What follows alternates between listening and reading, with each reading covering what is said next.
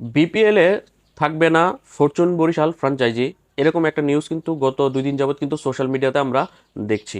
এখন কথা হচ্ছে এই যে নিউজটা সেটা কি সত্যি নাকি গুজব। এখন যে গুঞ্জনটা উঠছে, যদি সেটা সত্যি হয় তাহলে বিপিএল কিন্তু বিপদের মুখে পড়তে যাবে বা সমস্যার সম্মুখীন হবে। আর যদি গুঞ্জন হয় বা গুজব হয় সেক্ষেত্রে এটা বিপিএল এর জন্য তেমন একটা সমস্যা হওয়ার কথা না। প্রথমত প্রতি বছরই কিন্তু বিপিএল শুরুর আগে গুঞ্জনের সৃষ্টি হয় যে বিপিএল এ থাকছে না ফরচুন বরিশাল ফ্রাঞ্চাইজি। তবে অন্যান্যবার যেসব কারণে এই গুঞ্জনটা উঠতো, এবছর কিন্তু সম্পূর্ণ ভিন্ন।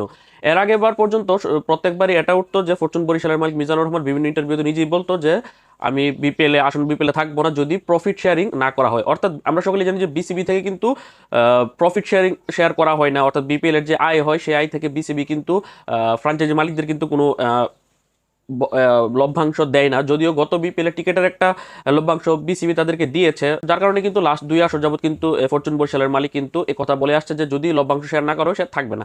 তবে এবছর ভিন্ন, এবছর তার না থাকার পেছনে সবচেয়ে বড় যে ইস্যুটা সেটা হতে পারে আসন্ন বিসিবি নির্বাচন।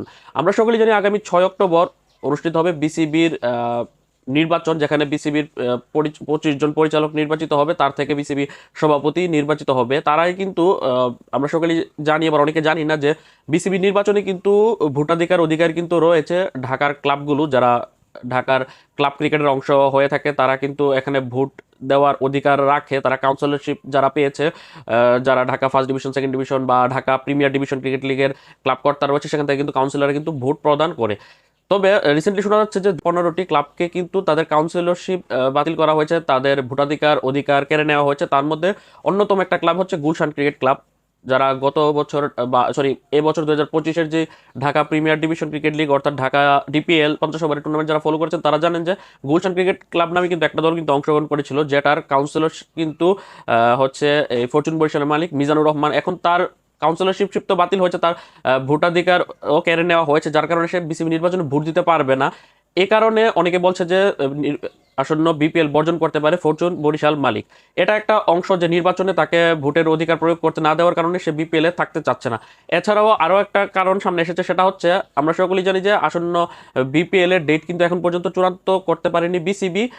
যদিও মাসখানেক আগে একটা গুঞ্জন তৈরি হয়েছিল যে 10 থেকে 15 ডিসেম্বরের মধ্যে শুরু হতে পারে এবং 15 জানুয়ারির ভিতরে শেষ হতে পারে জাতীয় নির্বাচনকে সামনে রেখে, যেটা ফেব্রুয়ারির প্রথম বা দ্বিতীয় সপ্তাহে অনুষ্ঠিত হবে। এখন সেটা গুঞ্জন হয়ে রইল, অথচ কথা ছিল যে 6 অক্টোবর বিপিএল এর প্লেয়ার্স ড্রাফট অনুষ্ঠিত হবে, তার জায়গাতে 6 অক্টোবর বিসিবি নির্বাচন অনুষ্ঠিত হচ্ছে। যদিও বিসিবি নির্বাচনটা ইম্পর্টেন্ট, যদি বিপিএল ঘোষণা হয়ে যেত যে ডিসেম্বরই হবে সেক্ষেত্রে কিন্তু তারা চাইলে বিসিবি নির্বাচনের পরপর কিন্তু যে কোনো একটা ডেটে কিন্তু তারা বিপিএল ড্রাফট করতে পারতো, সেটা কোনো সমস্যা নেই। কিন্তু কথা হচ্ছে যে আজ 4 অক্টোবর বিপিএল যদি ডিসেম্বরে যদি তারা শুরু করতে চায় সেক্ষেত্রে কিন্তু আর মাত্র 2 মাসের সময় বাকি আছে। এখন পর্যন্ত বিপিএল এর শিডিউল কিন্তু ঘোষণা করতে পারেনি বিসিবি। এমনকি বিপিএল এ কয়টা দল অংশগ্রহণ করবে, কারা কারা দলগুলো হবে সেটা কিন্তু এখন পর্যন্ত চূড়ান্ত হয়নি, যার কারণে ফরচুন বরিশাল যে বিদেশি ক্রিকেটারদেরকে যে দলভুক্ত করেছে, বিদেশি ক্রিকেটার বলতে ওভারসিজ যে ডিরেক্ট সাইনিং ক্রিকেটারগুলো রয়েছে, তারা আমরা জানি যে গত বছর শোনা গিয়েছিল যে তারা কিছু বেশ কিছু বিদেশি ক্রিকেটারের সাথে যোগাযোগ করেছে তাদের দলে হয়ে খেলার জন্য, যার মধ্যে অন্যতম পাকিস্তানের অলরাউন্ডার ফাহিম আশরাফও রয়েছে। যদিও পাকিস্তানি ক্রিকেটারদের এনওসি বাতিল করেছে পাকিস্তান ক্রিকেট বোর্ড পিসিবি। তবে এছাড়াও কিন্তু নিউজিল্যান্ডের ক্রিকেটার সহ আরও কয়েকজন ক্রিকেটারের সাথে কিন্তু ইংল্যান্ডের ক্রিকেটার রয়েছে যাদের সাথে চুক্তি করেছিল ফরচুন বরিশাল মালিক, মোট 6 জন ক্রিকেটারের সাথে। এখন বিপিএল তারা তাদের শিডিউল ঘোষণা করতে না পারার কারণে, অর্থাৎ বিসিবি শিডিউল ঘোষণা করতে না পারার কারণে কিন্তু বাইরের দেশের যে 6 জন ওভারসিজ ক্রিকেটারের সাথে কিন্তু বাধ্য হয়ে কিন্তু তাদেরকে ডেট বা সময়সূচি না ঘোষণা করার কারণে কিন্তু তাদেরকে না জানানোর কারণে কিন্তু তাদের সাথে চুক্তি বাধ্য হয়ে বাতিল করতে হচ্ছে ফরচুন বরিশাল ফ্র্যাঞ্চাইজিকে, যার কারণে কিন্তু এখন তারা বিপিএল থেকে সরে আসার পরিকল্পনা করছে। এখন বিষয়টা হচ্ছে তারা কি নির্বাচনে এই ফরচুন বরিশাল মালিক মিজানুর রহমানের club Gulshan cricket club, Dhaka লিগের ক্লাব, তার ভোটাধিকার প্রয়োগ বাতিল হওয়ার কারণে, কাউন্সিলরশিপ বাতিল হওয়ার কারণে সে নির্বাচন থেকে সে বিপিএল থেকে সরে আসছে, নাকি বিপিএল এর সঠিক সময়সূচি বিসিবি চূড়ান্ত করতে পারছে না বা জানাতে পারছে না, যার কারণে এই মিজানুর রহমান সরে আসছে, সেটা এখন পর্যন্ত কিন্তু পরিষ্কার না। তবে আমরা সকলেই জানি যে গুঞ্জন যখন আসে তখন কিন্তু নেগেটিভ গুঞ্জনটাই কিন্তু প্রায়োরিটাইজ হয়, অর্থাৎ সে নির্বাচনে ভোট না দিতে পারার কারণে নির্বাচন থেকে সরে আসছে, এই ধরনের নিউজ কিন্তু বাইরে চাউর হচ্ছে। তবে বিপিএল এ যে বিদেশি ক্রিকেটারদের যে খেলানোর বিষয়ে যে একটা তারিখ জানানো প্রয়োজন সেই তারিখটা যে জানাতে পারছে না, সেটার কারণেও তারা সরে আসতে পারে বিপিএল থেকে, সেটা কিন্তু খুব বেশি একটা কিন্তু আলোচনা হচ্ছে না, কারণ এটা পজিটিভ নেগেটিভ আলোচনা। আর যেটা নেগেটিভ নেগেটিভ আলোচনা সেটাই কিন্তু বারবার সামনে আছে, যে নির্বাচনে ভোট দিতে না পারার কারণে সে সরে আছে। তবে এটা সত্য হোক বা না হোক, এটা কিন্তু এখন সমস্যা তো এটা না যে নির্বাচনে ভোট দিতে না পারার কারণে সে সরে আসছে, বা বিপিএল স্লট ঘোষণা না করার কারণে সে সরে আসছে। সবচেয়ে বড় কথা হচ্ছে যে যদি সে সরে আসে, সেটা নির্বাচনের কারণে হোক অথবা বিদেশি প্লেয়ারদের ডেট না জানানোর কারণে হোক না কেন, আদতে কিন্তু বিপিএল ক্ষতিগ্রস্ত হবে।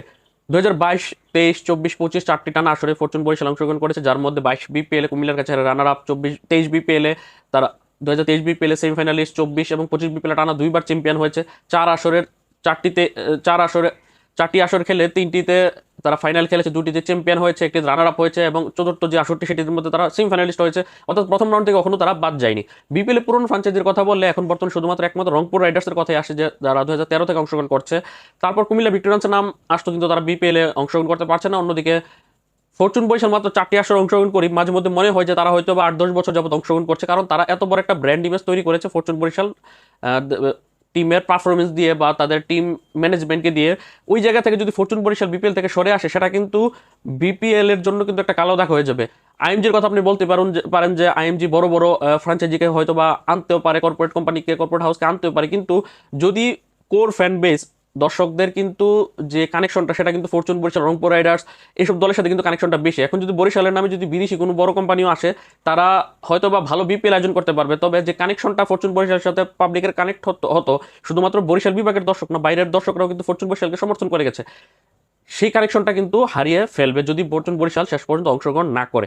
আর যদি আমি চাই যে এই যে গুঞ্জনটা বাইরে এসেছে যে ফরচুন বরিশাল আসন্ন বিপিএল অংশগ্রহণ নাও করতে পারে, সেটা যাতে সম্পূর্ণরূপে যাতে গুজব হিসেবে প্রমাণিত হয়, গুজব হিসেবে প্রমাণিত হলে হয়তো বা বিপিএল এর জন্য ভালো হবে। এখন সবচেয়ে বড় কথা হচ্ছে বিপিএল কি হবে কিনা, সকলেই কমেন্ট করেন। এখন যে অবস্থায় যাচ্ছে বিপিএল হবে কিনা সেটা নিয়ে তো সংখ্যা তৈরি হতেই পারে, তবে গত 3-4 দিন আগে থেকে কিন্তু একটা গুঞ্জন তৈরি হয়েছে যে 6 অক্টোবর বিসিবি নির্বাচন হওয়ার পর থেকে নতুন যে বোর্ড আসবে, তারা বিপিএল নিয়ে তাদের কার্যক্রম আস্তে আস্তে ঘোষণা করবে। আইএমজি ভেতরে কাজ শুরু করে দিয়েছে। এখন বিসিবি নির্বাচন সামনে থাকার কারণে এবং নতুন বোর্ড, নির্বাচিত বোর্ড আসার আগ পর্যন্ত আইএমজি নিজ থেকে কোনো সিদ্ধান্ত নিতে পারবে না, যার কারণে কিন্তু বিপিএল এর ভাগ্য কিন্তু ঝুলে আছে। আশা করব এই বিপিএল এর ভাগ্য যাতে বিসিবি নির্বাচনের পরপর যাতে দ্রুত তারা বিপিএল এর যাতে নতুন গভর্নিং কাউন্সিল তারা গঠন করে, এবং তারা যাতে বিপিএল এর স্বার্থে তারা যাতে দ্রুত করে কাজটা শুরু করে দেয়। যদি দ্রুত কাজ করতে গিয়ে যদি বিপিএল এর ক্ষতি সাধন হয়, এরকম কিছু হয়, তাহলে যাতে তারা ডিসেম্বর বিপিএল আয়োজন না করে যাতে মে মাসের স্লটে আয়োজন করে। আর যদি তাদের মনে হয় যে আইএমজি মোটামুটি গুছিয়ে নিয়েছে, তাহলে সেক্ষেত্রে তারা ডিসেম্বরে শুরু করতে পারে। আপনার কাছে কি মনে হয় যে ফরচুন বরিশালের যে ইস্যুটা সামনে এসেছে, সেটা কতটা সত্য বা সেটা সম্পূর্ণ গুজব কিনা? আপনার মতামতটা লিখে পাঠাবেন। আল্লাহ হাফেজ।